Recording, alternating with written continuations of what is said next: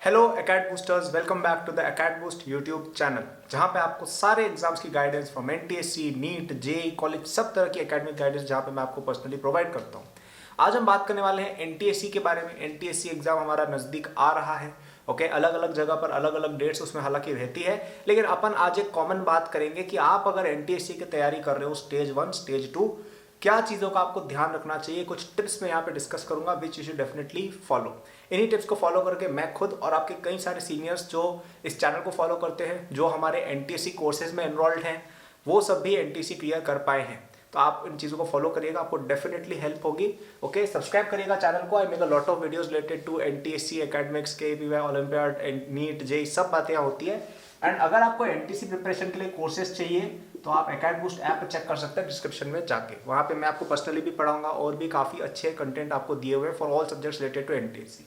तो चलिए बात करते हैं पॉइंट नंबर 1 के साथ। जो एनटीएससी में सबसे पहली चीज आपको ध्यान रखनी है, math is the most important part. Mental ability वाला पार्ट सबसे ज्यादा इंपॉर्टेंट है। ओके, अभी कितना इंपॉर्टेंट है ये मैं आपको बता देता हूं कि एक तो इसका काफी बड़ा वेटेज तो होता ही होता है, ठीक है। हालांकि वो ईयर टू ईयर कभी कभी चेंज होता है, लेकिन आप ये बात डिनाई नहीं कर सकते हो कि मेंटल एबिलिटी टेस्ट बहुत इंपॉर्टेंट है, ठीक है। इसका एक तो वेटेज तो इंपॉर्टेंट है ही, साथ ही में आप ये चीज समझिए, मैथ्स हर बच्चा पढ़ लेगा, साइंस हर बच्चा पढ़ लेगा, एसएसटी वगैरह भी चलो बच्चे पढ़ लेंगे एक बार के लिए, ठीक है। सेट का पेपर बच्चों ने पढ़ा हुआ होता है मोस्टली, स्पेशली स्टेज 1 में।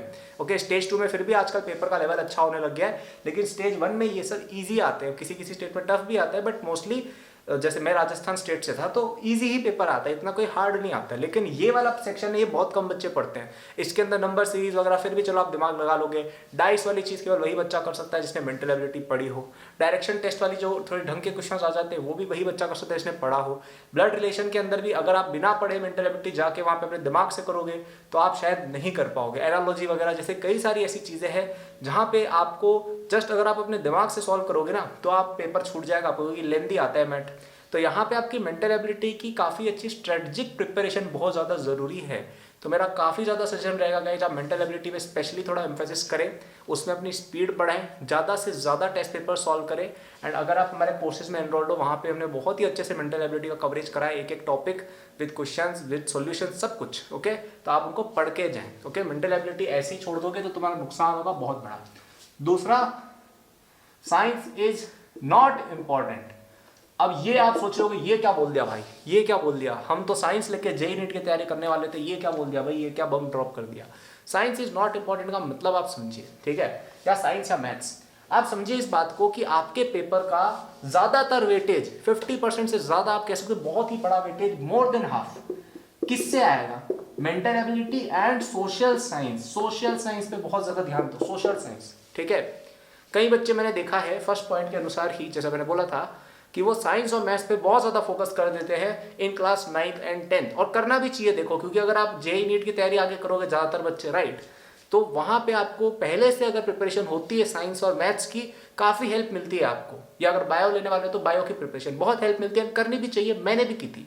लेकिन अगर आपका टारगेट एनटीएससी एग्जामिनेशन है, एनटीएससी एग्जाम अगर आपका टारगेट है, तो इससे ज़्यादा कुछ आने ही नहीं वाला है। मतलब आएगा भी, जो सेगमेंट है भी आपका एनटीएससी में इन तीनों से, वो सब बहुत ही बेसिक आता है, ठीक है, बहुत ही बेसिक कंटेंट आता है, उसमें कुछ ऐसा खास नहीं आ जाता है यार कि आप कर ही नहीं पाओगे, right. So it is very important कि आप, मतलब ये हर बच्चा इसमें 90% कोई 100, मतलब अगर आप पढ़ लोगे तो आप शायद 100% ले आओगे, ज़्यादा नहीं पढ़ोगे तो 90-80 आएंगे। लेकिन अगर ये नहीं पढ़ा तो आपके डेफिनेटली 0 आएंगे इसमें, right.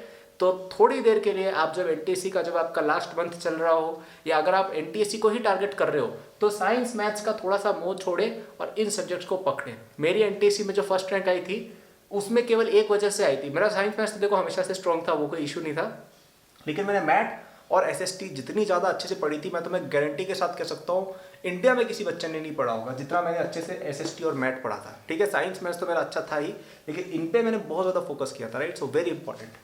Third point, stick to basics, ठीक है। अब ये भी बहुत इंपॉर्टेंट एक पॉइंट है।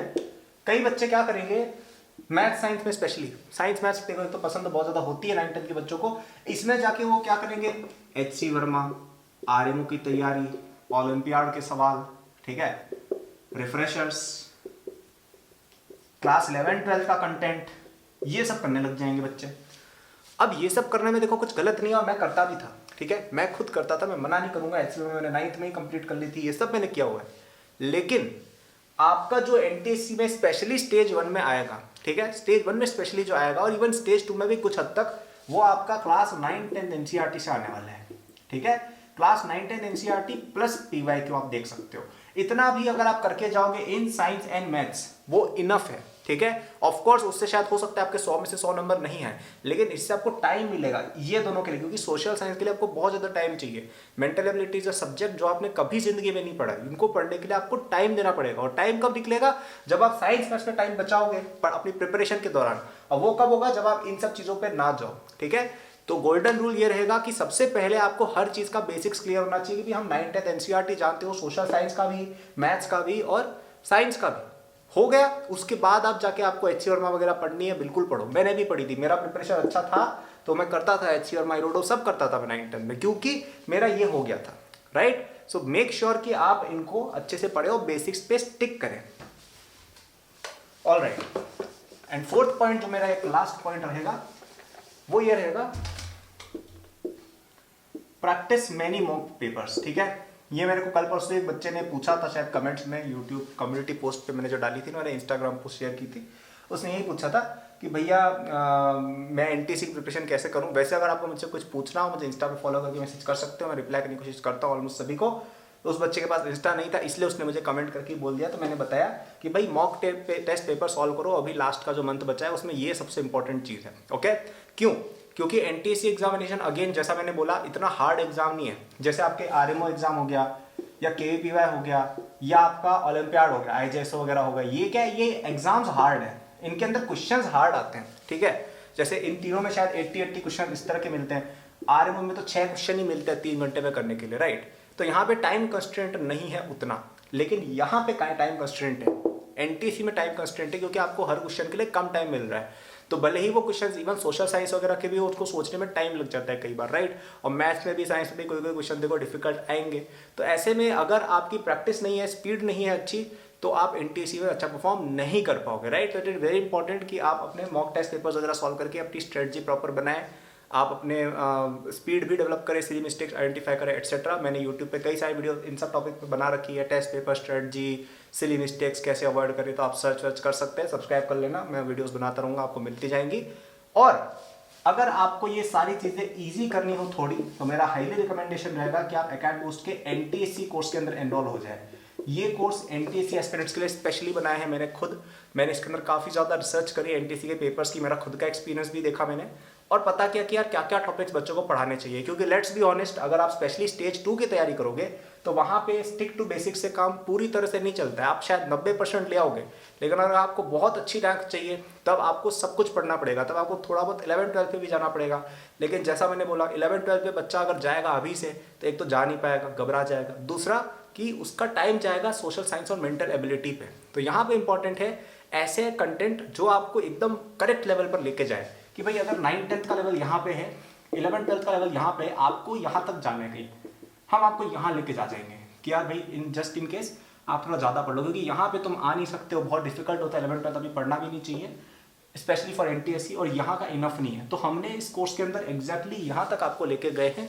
सोशल साइंस भी बहुत अच्छे से कवर्ड है, एनसीईआरटी बेस्ड। मेंटल एबिलिटी तो इतना शानदार है, तुम किसी भी बुक को बता देना जिसमें उससे बढ़िया मेंटल एबिलिटी डिस्कस कर रखा हो, नहीं मिल पाएगी, ठीक है। आपको साइंस वगैरह वो तो है ही यार, साइंस जेई नीट को हम पढ़वाते हैं, वो तो हमारी स्पेशलिटी है ही साइंस मैथ्स। तो और मेरा भी कुछ कंटेंट इसके अंदर जो मैंने डाला है, तो आप चेक कर सकते हैं डिस्क्रिप्शन में जाके, you will find a lot of content for class 9-10। App में जाना, थोड़ा नीचे स्क्रॉल करना, यू विल फाइंड इट, ठीक है। सो आई होप ये वीडियो आपको हेल्पफुल लगी हो। आई होप ये चारों टिप्स जो मैंने आपको दी आप इनको फॉलो करें, कोर्स में एनरोल होना, उसको स्टार्टिंग से पढ़ना, एंड आई एम श्योर कि आप एनटीएससी एग्जाम बहुत अच्छा करके आओगे। Thank you for watching, all the best and take care. Subscribe to the channel, like this video ताकि आपको और रिकमेंड होती रहे।